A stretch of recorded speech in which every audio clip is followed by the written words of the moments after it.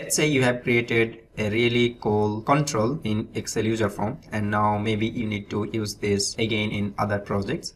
And how can we keep this in our collection? Let's say I have this checkbox, right? This has headers, and this is the checkbox. This is actually an image control, and I want to keep this in my collection.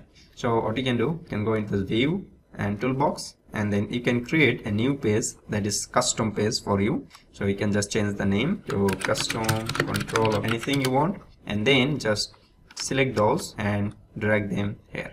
Now you can change the name of this group, the checkbox with, let's say, right? Now if you look into this, it says checkbox with title, whatever name you have provided. Now if you need to use this in another form, you can just go into this form, click on this and click on this. Now you can see it just put that control in your user form. So just design once and then use it in every project.